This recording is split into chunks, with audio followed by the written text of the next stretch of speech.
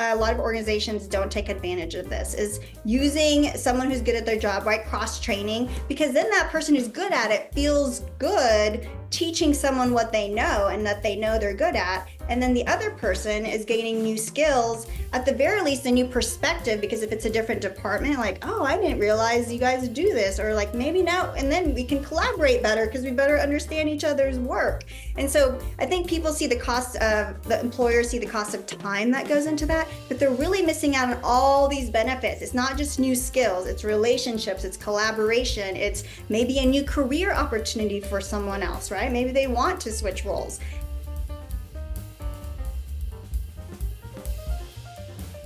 Hey, I'm Nick Armstrong, and this is the Founded in FoCo podcast. And every episode, we get a chance to talk to an innovative mover and shaker in our community. And today we are here with Diana. Diana, welcome to the show. Thanks for having me, Nick. Glad to connect with you in this way. Absolutely. You and I went through Leadership for Collins together. That's right. What an amazing experience. Oh my goodness. Well, and it's such an all-encompassing thing, right? You think it's like, okay, once a month we'll go together and like hang out and do these things, but you just learn so much about our community, how it functions, and the best part, learning from each other and what each other does. Exactly. So tell me about your business. Tell me about what you do. So I'm a person who helps organizations and individuals reach their full potential. My company is named Love to Appreciate Consulting, and I focus on leadership development and employee engagement and retention. So helping organizations keep their best and brightest and making sure that their culture aligns with business outcomes, but also puts people first. So it's a win-win situation, which is actually one of my core values as a person and as my business, is creating win-win solutions, right? Because if you don't have businesses, you don't have employees, and businesses can't run without employees, so they really need each other. And so I create those solutions that create long-term impact so that the business is thriving and the people are thriving. And some of my favorite work is, you can tell from the name, Love to Appreciate Consulting. So helping organizations create a culture of appreciation. So making sure that it's flowing throughout the entire organization. Peer-to-peer appreciation is often overlooked as part of a culture of appreciation. People think, oh, managers and supervisors need to do a good job with that. So I do workshops in the 5 languages of appreciation in the workplace. I'm actually doing one with CASA of Larimer County, which I connected with them through Leadership Fort Collins. So that was a great connection there. And then also leadership development is a huge retention tool, but creating leadership programs that create employee engagement and retention. So a metaphor I talk about to a lot of my clients, and I'm also a speaker, so I speak at conferences, is that when you do leadership development, learning and development, it's like a tree that, right, you're helping people grow. So you're thinking, okay, that you're growing taller, bigger branches, right, when you think of employee growth and learning. But I also incorporate into my leadership training and development is helping employees plant deep roots. That's the stuff you don't see, but it's also equally important. And that's where the employee engagement and retention comes from. So helping make sure that organizations are creating a culture of belonging, appreciation, and meaning, because those are the things that a lot of other companies don't do well. So if an organization is doing it well, people want to stay long-term and they're happy. Are there differences for how to create that alignment in bigger businesses versus smaller businesses? The majority of businesses in Northern Colorado are 9 or fewer employees. And so it's really, it strikes me there might be some differences there. Yes. So in a smaller organization, the owner or executive director is going to be a more important piece in culture, right? They are the leader of the organization. Everyone interacts with them more closely. So they're a role model for how things should be done and setting that example in those positive behaviors in the workplace. So that is more important. But in larger organizations, it's more the frontline supervisors, right, and managers. Whoever the employee interacts with the most has the most influence on that person's employee experience in the organization. So, right, there's the bigger culture, but then there's a team culture. And so team culture has more impact on the day-to-day of an individual than even does oftentimes the larger organizational culture. So making sure that the leadership at all levels is bought in and understands the role they play in employee engagement and retention. So oftentimes people think, oh, I'll let HR deal with that. HR can only do so much. They're more of a support function, and they can drive certain initiatives, but to really make those initiatives work, it takes the leadership at all levels. So supervisors, managers, executives, the CEO, the business owner, it takes everyone making that culture come alive, because you feel culture on a day-to-day thing, right? It's a daily experience. And if it's not a good experience, you're looking for your next opportunity, because the workforce of today is very picky and has high expectations. We all know this. And the talent out there is hard to come by. So whatever they can do to make sure that people are engaged and happy goes a long way and saves a ton of money. So oftentimes, right, employee retention is not like a line item, but when you think about the cost of time, resources, stress, headaches that go into replacing great talent, it costs a lot for an organization to replace them. Absolutely. I remember my time at HP. The organizational structure there was such that the different team coordinators, the leads of each of those teams, would have resources in their people that they could identify, that they could share with other teams. And so often you were paired with another team. Sometimes you would be working with a completely different organizational unit inside of HP. Now that's really a cool methodology for a larger organization to follow. When it comes time for solopreneurs, freelancers, other folks like that to engage with their community in this same way and generate that sense of belonging, how does that look? Oh, that's a good one. So I would say is finding like-minded people, right? So you've attended 1 Million Cups, right?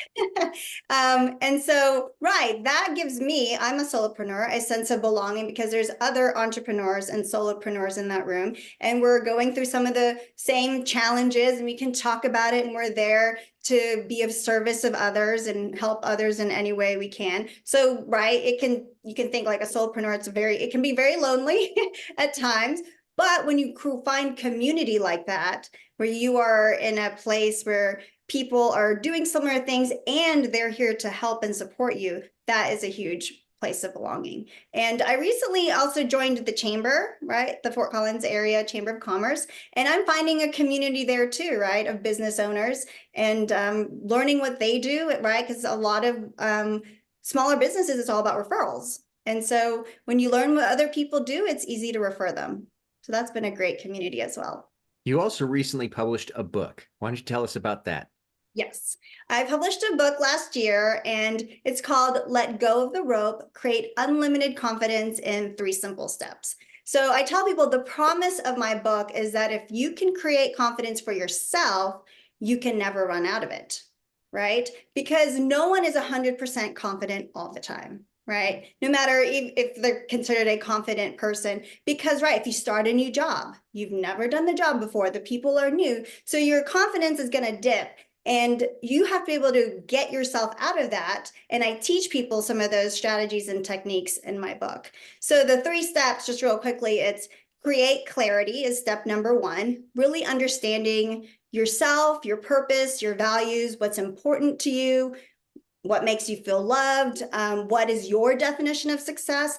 All of that clarity builds confidence, right? Because like, if I know who I am and what I'm doing, like with my book, I'm here to help people. So whether it sells 100 copies or 1 million copies, my purpose in writing that book was to help people. So sometimes people don't write their book because they're like, I don't know, are people going to read it? What if I'm a failure?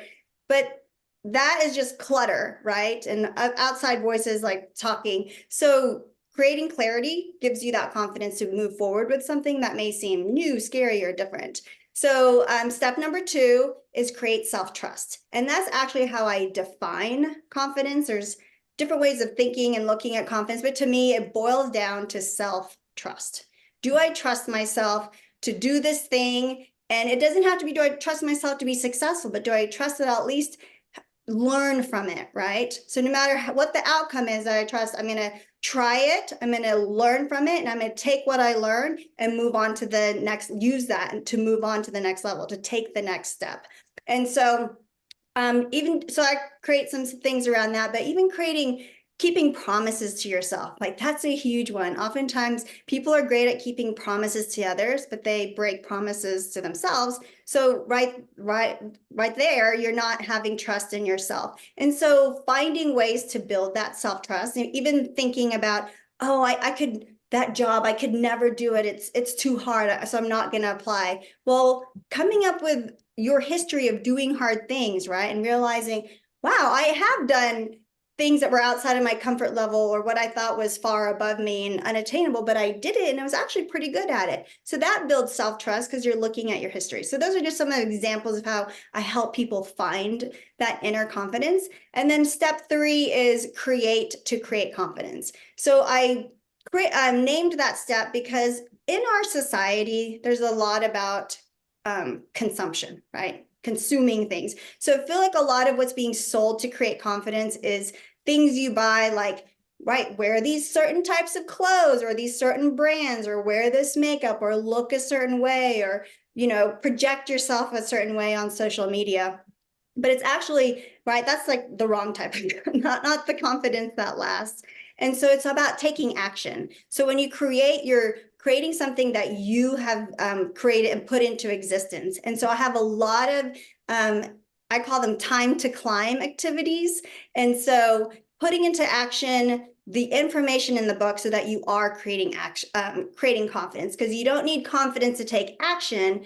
You take action to create confidence. And a great example of that is public speaking, right? People think, oh, if I read enough books and watch enough webinars, I'll be a better speaker. But actually, it's just getting in front of maybe 5 people to start off with. And that builds a little bit of confidence. And then you go on to something, a slightly smaller group or a slightly bigger group, or you speak a little bit longer, or maybe join Toastmasters and you practice. And that's really how you build public speaking confidence, is through that, not from consuming a lot of information, which is a great first step. Education is powerful, but you have to put it into action and get that firsthand experience, because then you realize, oh, I am better than I expected, or I can learn and do hard things. And so that is the type of confidence that lasts. So I take people through that journey so that for the rest of their life, they can have a high level of confidence and feel good about themselves and take on more risks and adventures in their lives and do things that are outside of their comfort zone.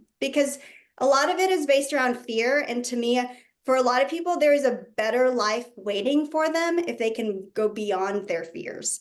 Connecting the dots back to your consulting work too, being a leader relies heavily on self-confidence and being able to instill that sense of belonging. And when your team maybe is underperforming or not functioning well in a particular moment, a lot of that self-doubt can creep in to the leader.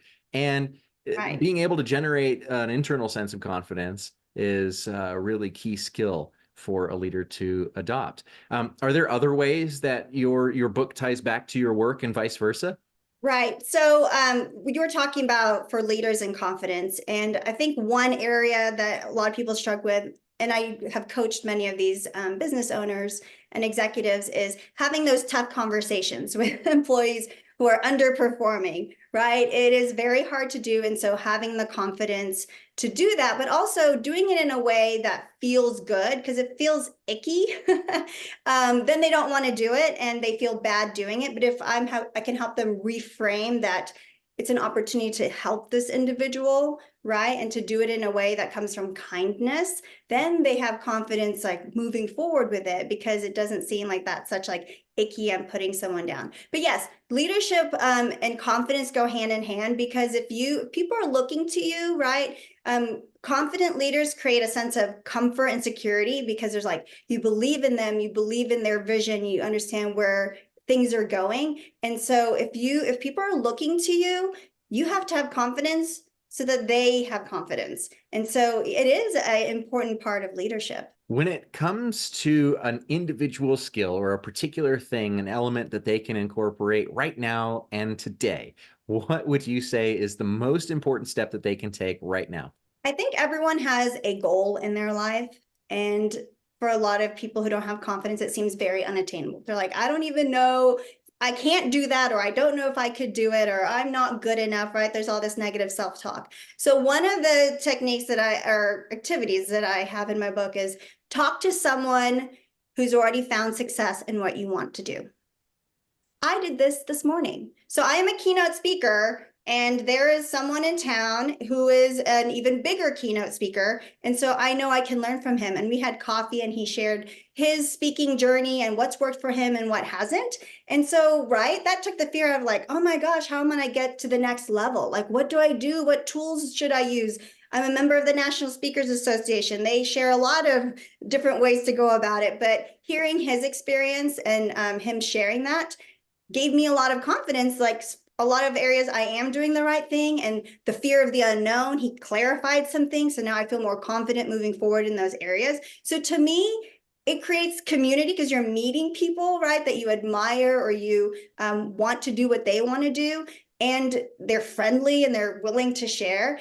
And it's such a simple way to learn and connect and build your confidence because you're learning from someone who's already been successful in that area. So I think it's a fun way and very impactful. Many leaders, especially entrepreneurial leaders, have a hard time identifying those elements that they shouldn't be bootstrapping themselves. And like, oh, I need to build that myself. You really don't. You can ask the question. And I think that that's such an important point of what you've had to say. There's so much that you can learn just from finding somebody who's been there, done that, got the t-shirt and willing to share their knowledge with you. Exactly. And you may make a friend in the process, right? Absolutely. Or mentor. How did you get started into like the speaking, consulting, coaching, and then writing a book? How did you get started into, what was the pathway for you? I started my business 6 years ago, and I was background in public relations and communications. And I'm a millennial, though, who worked at the same place for 12 years, which is unheard of because we're the job hopping generation. Very negative connotation for millennials. And so what was different about my employee experience that I stayed at the same place for 12 years? I mean, I joke that I'm a unicorn because there's not very many of us have stuck with one organization that long. And so my organization did a lot of things right around culture. And I saw how important it was. And then I was interested in it and I started taking on more employee engagement and retention and culture pieces in my organization. For example, we were your typical organization, even though we had a lot of things we did well. Our core values were on our website, but we didn't talk about them regularly. We didn't recognize people for exhibiting the core values. And one of them was fun. I mean, I just think I worked for a government trust that had fun as a core value. When I started there as an intern, I'm like, can you do that? Can you make fun a core value? I mean, like it just sets the tone that we're here to work, but also to have fun. But I created a core values recognition program, and people loved being able to catch people doing something right. And then when we had our all agency meetings, like getting to share those stories, or maybe they witnessed someone doing something. And then the others of us who are in the room hearing this, it feels good because you're like, wow, I really work with people who are either great at their job or a story about how they helped a client who really care. And so that gives you more meaning, right, in your work. It's like, wow, I love my job, but I also love the people in this organization and the impact they're having. So when I went to start my own business, I was given the advice, solve a problem that people are willing to pay you for. And so employee engagement and retention, because of the high cost of turnover, a lot of organizations didn't understand millennials. They didn't know how to attract and retain them. So I was like, that's it. That's the problem I'm going to solve. And I've gone beyond millennials, but I'm still solving the same thing solving the same problem for my clients. And then I became a facilitator in the 5 languages of appreciation in the workplace. Started doing leadership training, and then some leaders need that one-on-one additional support. So that's where I started doing some executive coaching. And I think with the bootstrap comment you made, some leaders do have the mentality, it's like, I've got to do this on my own. But other times they're left to struggle on their own, right? Like the statistics on first-time managers, like they receive no training. And so they have to figure it out on their own. But even I do with my executive coaching, a lot of executives. So at that high level where it's lonely at the top, they still also feel like they have to like figure it out on their own. But sometimes having that outside perspective and that safe space to talk about your challenges really helps them reframe an issue, or maybe let go of an issue and focus on something that they have control over instead of worrying about other things out of their control. One of my clients said she started loving her job again because we were able to work through some of her challenges, and she realized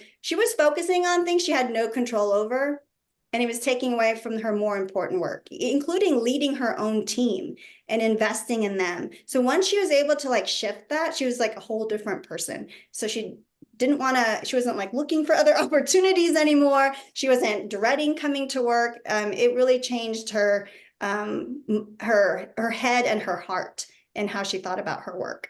On an earlier episode of the podcast, Brittany Dawson shared that most employees want to learn from, on the work about their job or the processes or how to become a better, more productive employee in whatever their particular function is once a month.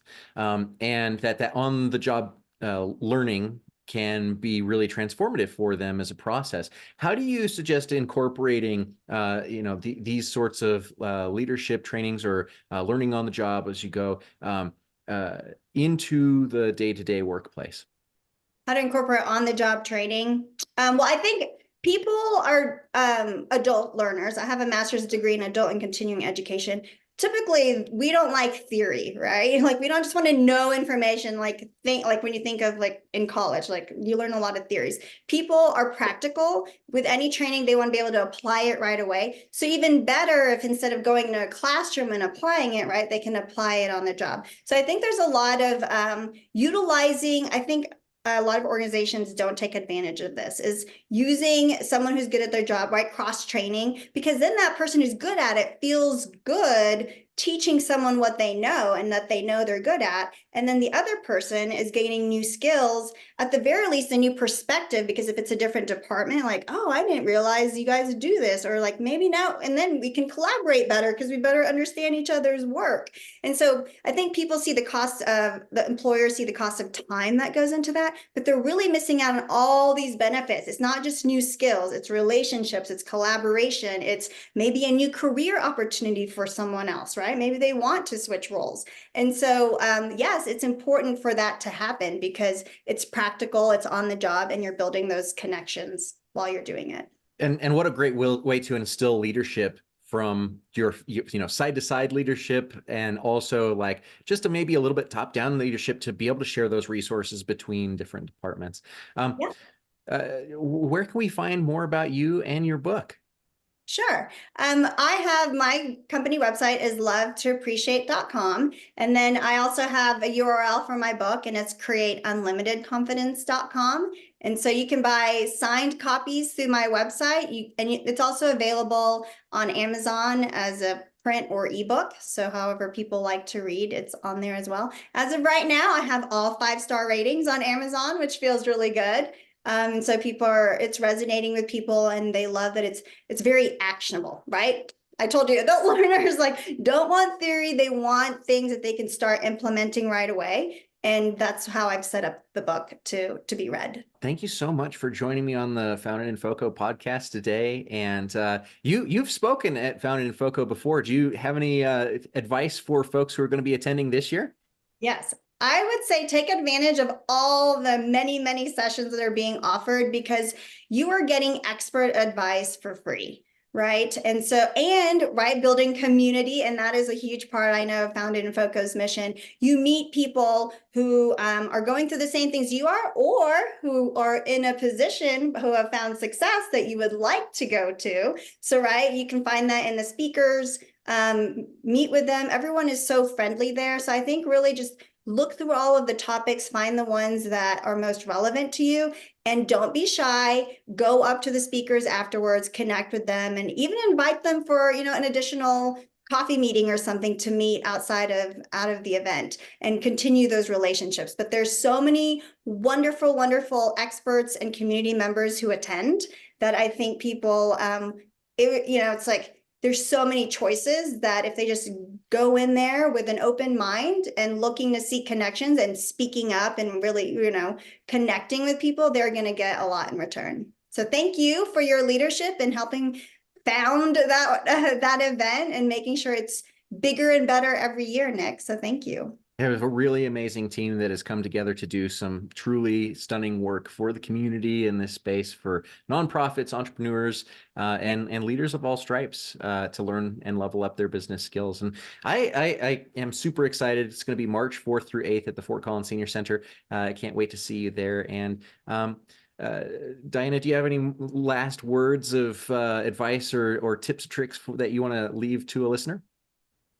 I would say that life is better when you have more confidence. It's a way to invest in yourself to make sure that every day you wake up knowing who you are and liking who you are, liking what you do, and liking the direction that your life is going, and not second guessing yourself every day. So it's a great feeling, and I want more people to have it. Excellent advice. Well, thanks for joining us, and we can't wait to see you next time. Hey, thanks for listening. I'm Nick Armstrong, and this is a Founded in FoCo podcast. For more great interviews like this one, join us at foundedinfoco.com.